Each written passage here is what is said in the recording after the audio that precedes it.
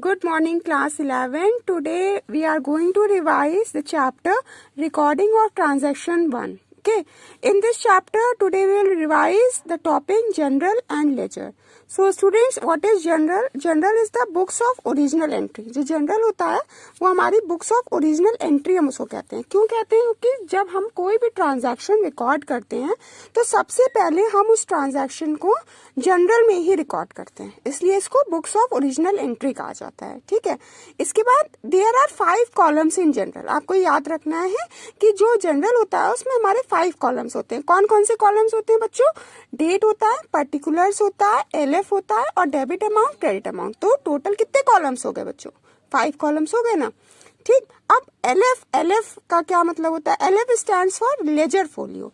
Ledger folio हम कहते हैं एलएफ को, इसलिए कहते हैं क्योंकि जो एलएफ में हम जो लेजर बनाते हैं, जो उसका नंबर होता है वो हम जनरल में लिखते हैं ताकि हमें फाइंड आउट करने में आसानी हो.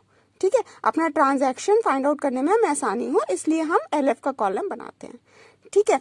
अब हम बात करेंगे लेजर के बारे में. What is ledger? तो लेजर को हम पोस्टिंग कहते हैं. पोस्टिंग कहते हैं क्योंकि जो जितने भी हमने लेजर में जो ट्रांजैक्शंस बनाए हैं, हर ट्रांजैक्शन के लिए हम एक सेपरेट बुक बनाते हैं लेजर में. ठीक है. तो जनरल से जब हम लेजर में चीजें लिखते हैं तो उसको हम पोस्टिंग कहते हैं. ये आपको ध्यान रखना है कि जनरल है उसको बुक्स ऑफ ओरिजिनल एंट्री कहा जाता है और जो लेजर होता है हम उसको पोस्टिंग कहते हैं. ठीक है. अब जो लेजर होता है उसमें हमारे 8 कॉलम्स होते हैं. एक पूरा हम डेबिट का साइड बनाते हैं और एक पूरा क्रेडिट का साइड बनाते हैं. डेबिट के साइड में हम क्या क्या लिखते हैं बेटा? डेट लिखते हैं, पर्टिकुलर्स लिखते हैं. ठीक है. जेएफ लिखते हैं, अमाउंट लिखते हैं, फिर से हम डेट, पर्टिकुलर्स, जेएफ और अमाउंट. ठीक है. ये हमारा डेबिट का साइड हो जाता है और ये क्रेडिट का साइड. तो टोटल कितने कॉलम्स हो गए? 1 2 3 4 5 6 7 8. तो they are 8 columns in ledger. Understood. अब जेएफ स्टैंड्स फॉर, जैसे एलएफ को हम लेजर फोलियो कहते थे वैसे ही हम जेएफ को जनरल फोलियो कहते हैं. ठीक है. JF stands for journal folio. So students, now we will discuss some of the questions of journal and ledger. Let's start with some MCQ questions. Purchase of goods from X for cash should be credited to. हमने सामान खरीदा है x से cash पर, तो ये किस account में क्रेडिट होगा? First is purchase account, second is cash, third is x. तो यहाँ पर हमारी एंट्री किस रूल के अकॉर्डिंग होगी? यहाँ पे एंट्री होगी रियल अकाउंट के रूल के अकॉर्डिंग. रियल अकाउंट क्या कहता है? Debit what comes in, credit what goes out. तो यहाँ पर हमारे पास में क्या आ रहा है? हमारे पास में गुड्स आ रहे हैं, तो परचेज अकाउंट हमारा डेबिट हो जाएगा और जा क्या रहा है हमारे पास से? कैश जा रहा है. तो यहाँ पर कैश को हमें क्रेडिट करना होगा. तो the correct answer is B, cash. Next question. Personal accounts are related to a assets and liabilities, B expenses, losses and incomes, C debtors and creditors. Personal account हमारा किससे रिलेट करता है? Personal account का rule क्या होता है? Personal account का rule होता है debit the receiver, credit the giver. तो यहाँ पर असेट और लायबिलिटी से तो रिलेट करेगा नहीं, एक्सपेंस, लॉसेज एंड इनकम से भी रिलेट नहीं करेगा. डेटर्स और क्रेडिटर्स हमारे पर्सन्स होते हैं, तो यही हमारे गिवर होते हैं और यही हमारे रिसीवर होते हैं. तो यहाँ पे हमारा करेक्ट आंसर कौन सा होगा? C. Next question. Real accounts are related to. Real accounts किससे रिलेट करता है? Assets, expenses, losses and incomes, debtors, creditors etcetera. Real account का क्या रूल होता है स्टूडेंट्स? रियल अकाउंट कहता है debit what comes in and credit what goes out. तो हमारे पास में कोई चीज आएगी और कोई चीज हमारे पास से जाएगी.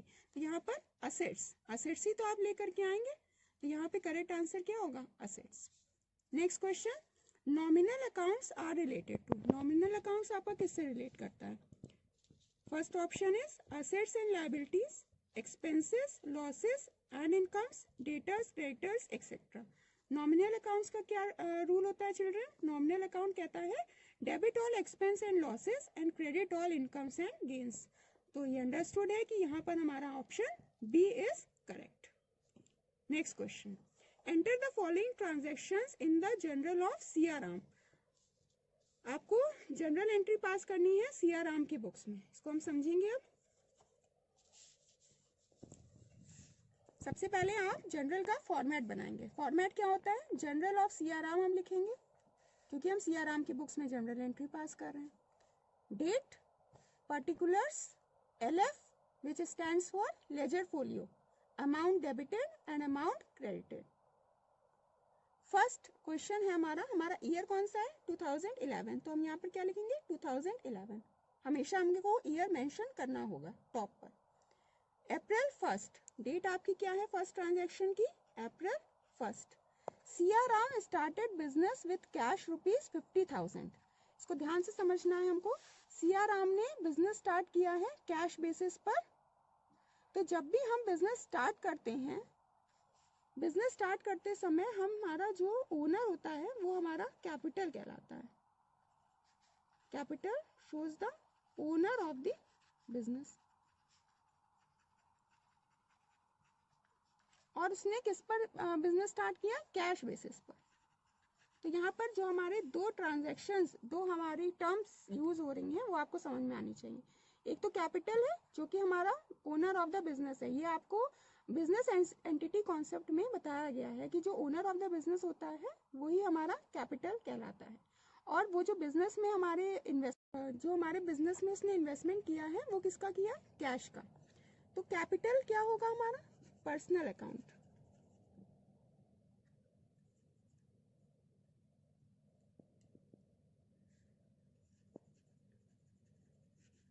पर्सनल अकाउंट है कैपिटल। क्यों? क्योंकि यहाँ पर ओनर है और ओनर कौन है? पर्सन है, इसलिए यहाँ पर हमारा पर्सनल अकाउंट का रूल लगेगा। और कैश क्या है? कैश हमारा रियल अकाउंट है। ठीक है। तो पर्सनल अकाउंट का रूल क्या होता है? Debit the receiver and credit the giver. और रियल अकाउंट का रूल क्या होता है? Debit what comes in and credit what goes out. ठीक है। तो यहाँ पर हमारे बिजनेस में क्या आ रहा है? हमारे बिजनेस में कैश आ रहा है। तो कैश को हम क्या करेंगे? कैश को हम डेबिट कर देंगे। और ओनर जो है, मतलब कि जो पर्सन है, वो हमारे बिजनेस में कैपिटल को लगा रहा है। तो कैपिटल अकाउंट हमारा क्रेडिट हो जाएगा। हमें हमेशा जो भी क्रेडिट में होगा उसको हमें थोड़ा मार्जिन करके लिखना है। कितने का है अमाउंट है हमारा अमाउंट है 50,000 का। तो ये हम 50,000, क्योंकि ये डेबिट का है हम इसको डेबिट में लिखेंगे, क्रेडिट में डैश। ये क्रेडिट का अमाउंट है, इसको हम क्रेडिट में लिखेंगे। नरेशन लिखेंगे। नरेशन क्या होती है? नरेशन होती है जो भी हमारा क्वेश्चन है उसका एक ब्रीफ डिस्क्रिप्शन। और इस डिस्क्रिप्शन को हम हमेशा बीइंग करके लिखते हैं। बीइंग करके आपको क्वेश्चन को लिखना है। Being business started with cash, bracket close. Clear? Next question, April 2, purchase goods for cash ₹20,000। यहाँ पे हमारे कौन से दो ट्रांजेक्शन इफेक्ट कर रहे हैं? एक है हमारा परचेज और एक है कैश। परचेज किस में आएगा? परचेज हमारा रियल अकाउंट में आएगा। Debit what comes in, credit what goes out, same आप रूल लगाएंगे। कैश हमारा रियल अकाउंट का ही पार्ट है। यहाँ पर एंट्री क्या हो जाएगी? परचेज अकाउंट डेबिट, क्योंकि हमारे पास सामान आ रहा है। डेबिट व्हाट कम्स इन, सामान आ रहा है। परचेज अकाउंट डेबिट, हमारे पास से क्या जा रहा है? कैश जा रहा है to cash account. April 4, sold goods to Mahesh ₹15,000। यहाँ पर क्या हो रहा है? सेल हो रही है और वो सामान हम किसको बेच रहे हैं? महेश को बेच रहे हैं 15,000 के। महेश कौन है? महेश हमारा पर्सन है। यहाँ पे हम पर्सनल रूल लगाएंगे। और यहाँ पर हम गुड्स हमारा सोल्ड हो रहा है, तो यहाँ पर हम रियल अकाउंट लगाएंगे। महेश को हम सामान बेच रहे हैं, तो महेश क्या हो गया? हमारा रिसीवर। तो महेश को हम डेबिट कर देंगे और सेल्स को हम क्रेडिट कर देंगे, क्योंकि हमारे पास से क्या हो रहा है? सामान जा रहा है। तो महेश डेबिट टू सेल्स, ये एंट्री हो जाएगी। अप्रैल 6, पेड रेंट। हमने रेंट पे किया है। रेंट जब भी हम पे करेंगे तो हमें जब कुछ नहीं दिया है तो हम यही मानेंगे कि हमारा जो रेंट हमने पे किया है वो हमने कैश बेसिस पे किया है। यहाँ पर रेंट हमारा क्या है? हमारा एक एक्सपेंस है रेंट। तो यहाँ पे हम कौन सा रूल लगाएंगे? जी हाँ, बिल्कुल राइट, हम यहाँ पर अपना नॉमिनल अकाउंट का रूल लगाएंगे। नॉमिनल अकाउंट क्या कहता है? नॉमिनल अकाउंट कहता है debit all expense and losses, credit all income and gain. तो रेंट हमारे लिए क्या है? लॉस है, तो यहाँ पर एक्सपेंस है। तो रेंट को हम क्या कर देंगे? डेबिट, और क्रेडिट, क्योंकि हमारे पास में क्या आ रहा है, कैश आ रहा है, तो कैश हमारा क्या हो जाएगा, क्रेडिट हो जाएगा कैश। अप्रैल 8 रिसीव्ड कमीशन, हमें क्या हुआ है, हमें कमीशन रिसीव हुआ है। ठीक है, तो यहाँ पर कमीशन किस बेसिस पे रिसीव हुआ है, कैश बेसिस पे, तो यहाँ पर हमारा कैश अकाउंट डेबिट होगा और कमीशन नॉमिनल रूल के अकॉर्डिंग हमारा कमीशन क्रेडिट हो जाएगा। Next question, record the following transactions in the journal of Vishal 2011 May 1st commence business with cash ₹5 lakh. चाहे हम बिजनेस स्टार्टेड कहें चाहे हम बिजनेस कमेंस्ड कहें, बात हमारी दोनों क्वेश्चन में सेम है, तो यहाँ पर भी आप बिजनेस स्टार्टेड वाली ही एंट्री करेंगे। May 2nd goods purchase from Mohan for cash ₹50,000, आपने मोहन से सामान खरीदा है और कैश पे खरीदा है, तो आपकी यहाँ पे एंट्री क्या होगी, मोहन और कैश में हम हमेशा प्रायोरिटी कैश को देते हैं, क्योंकि सामान जो हमने खरीदा है वो कैश बेसिस पे खरीदा है, तो यहाँ पर भी आपका रूल लगेगा रियल अकाउंट का, debit what comes in credit what goes out, तो आपका सामान आ रहा है और आपके पास से कैश जा रहा है, आपको पता है क्या करना है। Third, May 4th goods return to Ajay ₹5,000, Ajay ने सामान हमें क्या करा है, वापस करा है, तो जब सामान हमें अजय ने वापस करा है तो हम इसको यहाँ पे मानेंगे कि उसका परचेज रिटर्न हुआ है। ठीक है, सामान अजय ने वापस करा है तो यहाँ पर अजय का अकाउंट डेबिट हो जाएगा और परचेज रिटर्न हमारा क्रेडिट हो जाएगा। रिसीव्ड कैश फ्रॉम अरुण ₹4,000, आपने कैश रिसीव करा है अरुण से, तो आपके पास में क्या आ रहा है, you are the receiver, you are receiving the cash and Arun is the giver, he is giving you the cash, so cash account debit to Arun. Purchase goods from Ravi of the list price ₹20,000 and 15% trade discount, इसको भी हमें समझना है। सबसे पहले हम इसकी calculation करेंगे, जो सामान है हमारा वो कितने का है, 20,000 का, उस पर हम 15% का ट्रेड डिस्काउंट लगाएंगे। 15% ट्रेड डिस्काउंट क्या होता है, ट्रेड डिस्काउंट वो डिस्काउंट होता है जो हमारे सारे कस्टमर्स को मिलना है, कोई स्पेशल कस्टमर को नहीं मिलना है, like cash discount, cash discount कुछ पर्टिकुलर कस्टमर्स को मिलता है जो हमें टाइम के पहले पेमेंट कर देते हैं। ट्रेड डिस्काउंट लाइक आपकी सेल लगी हुई है, तो सेल में जो डिस्काउंट आपको मिल रहा है वो आपका ट्रेड डिस्काउंट हुआ। क्लियर, 20,000 का 15% हम कैलकुलेट करेंगे।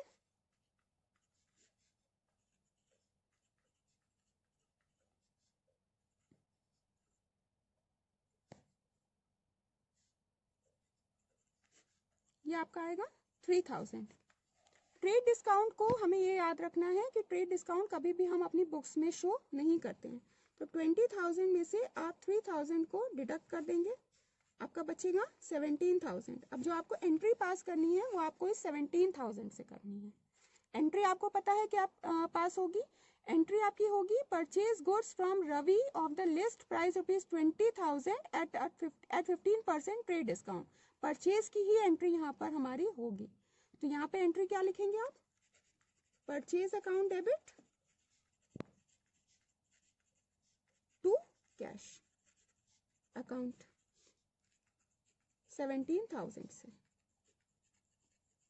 Clear, next question, enter the following transactions in the journal of Sahil.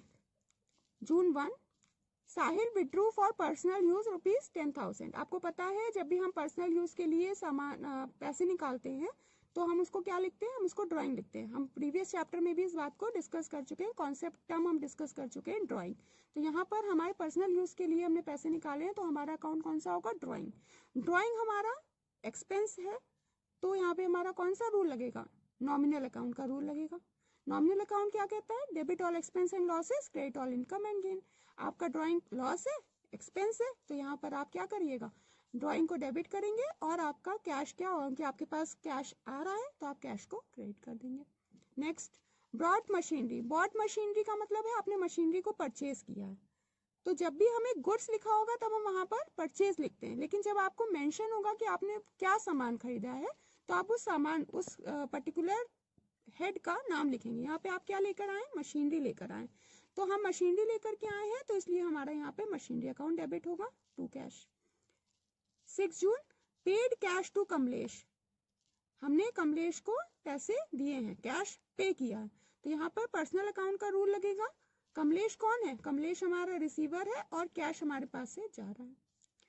June 9 paid cash to Mahesh 9600 and discount received from him ₹400।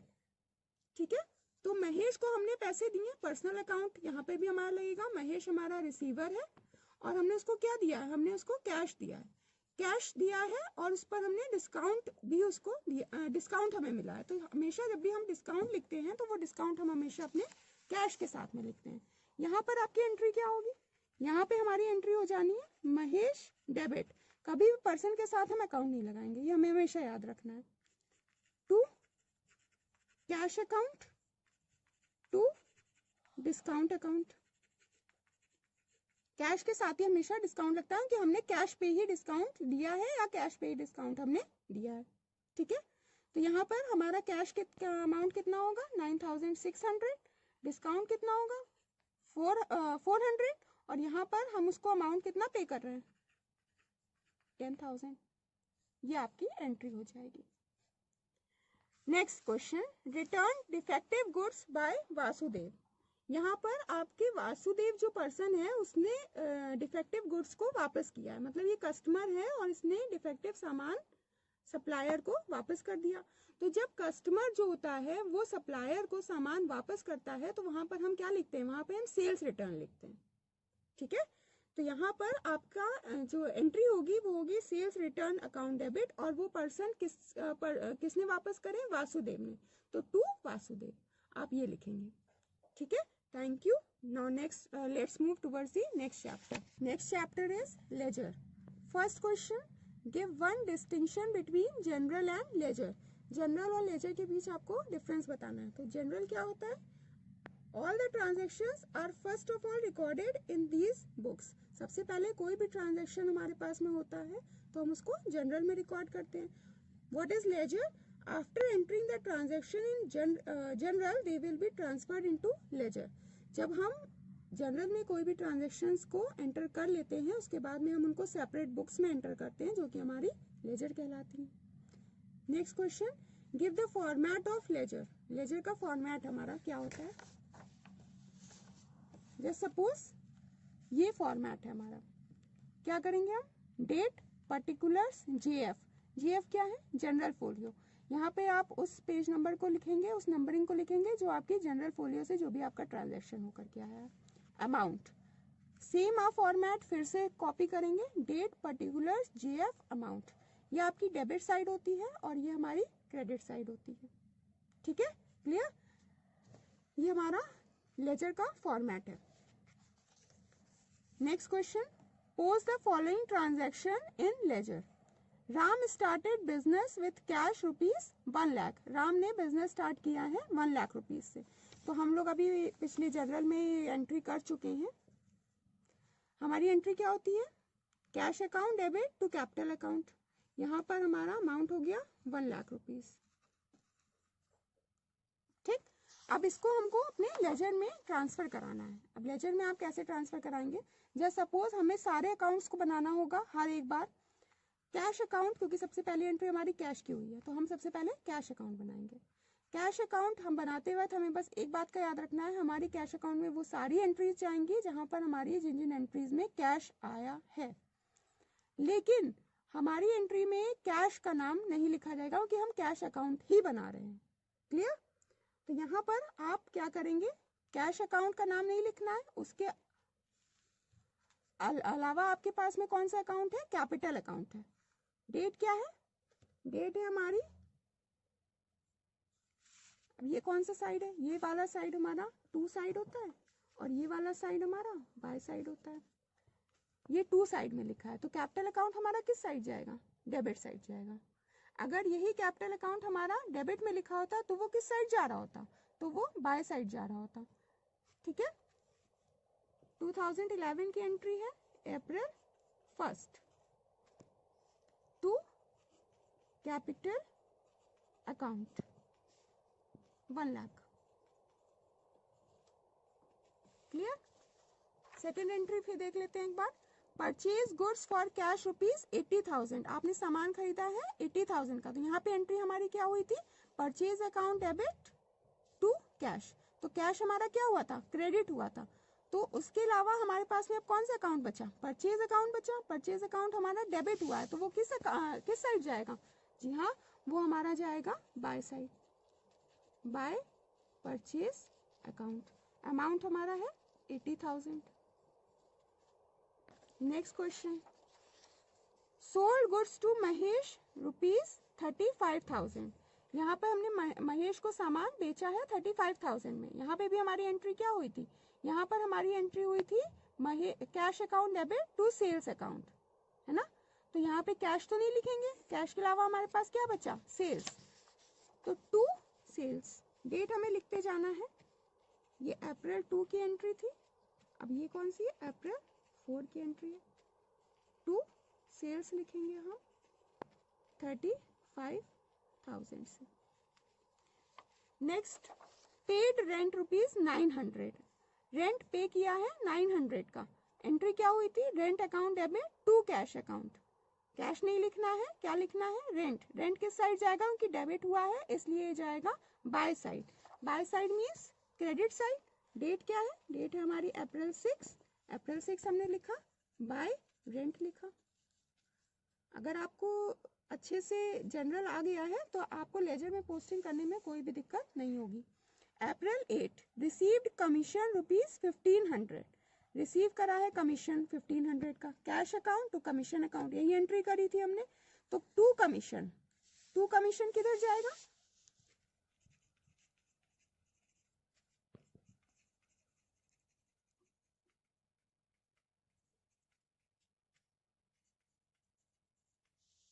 अब हम क्या करेंगे, हम सारे क्रेडिट साइड को पहले टोटल करेंगे, फिर हम अपनी डेबिट साइड को टोटल करेंगे। तो यहाँ पर हमारी क्रेडिट साइड का टोटल 8,900 आएगा, और हमारी डेबिट साइड का टोटल भी हम कर लेते हैं,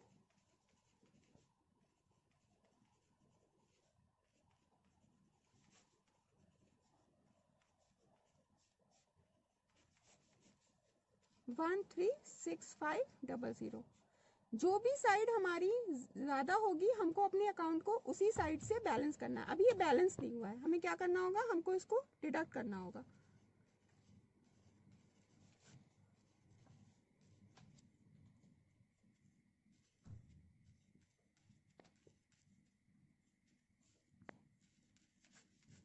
ये आपका बैलेंस अमाउंट आ गया।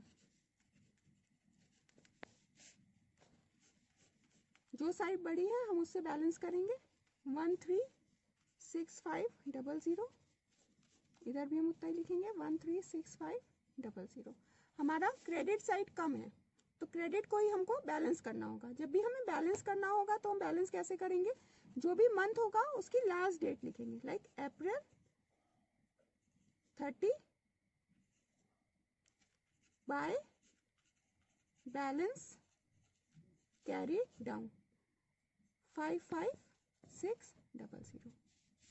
ये हमारा कैश अकाउंट का लेजर बन गया। अब इसी तरह से आपको बाकी जितने भी अकाउंट्स हैं उनके सबके आपको लेजर बनाने हैं। So I think you are able to do all the other questions. Thank you students, have a nice day, God bless you all.